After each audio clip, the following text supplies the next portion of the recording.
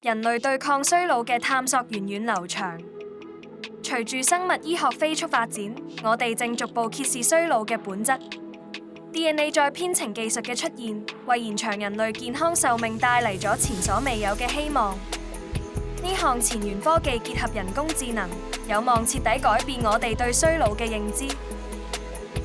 DNA 重新編程，尤其係基於山中新離因子誘導多能幹細胞嘅技術，展示咗逆轉細胞衰老嘅潛力。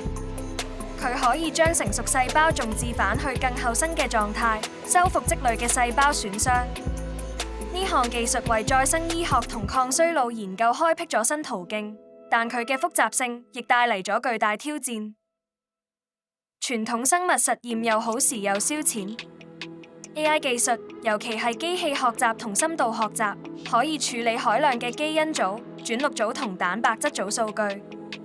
AI 模型能夠識別同衰老相關嘅生物標記，仲可以預測最佳嘅重編程因子組合，大大加快研究進度。AI 仲可以加快藥物研發過程，篩選出能夠提升重編程效率或者減輕副作用嘅化合物。通過分析複雜嘅細胞網絡，AI 有助於理解重編程嘅分子機制。咁樣研究人員就可以更精準咁設計實驗，提高成功率之餘，仲慳返啲資源。AI 喺個人化醫療領域應用前景廣闊。佢可以根據個人基因組信息，定製專屬嘅重編程方案，極大提升治療嘅精準性同安全性，加速再編程技術從實驗室走向臨床應用。AI 嘅預測能力將幫助我哋避開潛在風險。DNA 重編程同 AI 嘅結合，唔單止係科學界嘅重大突破，更係全人類健康福祉嘅一大飛躍。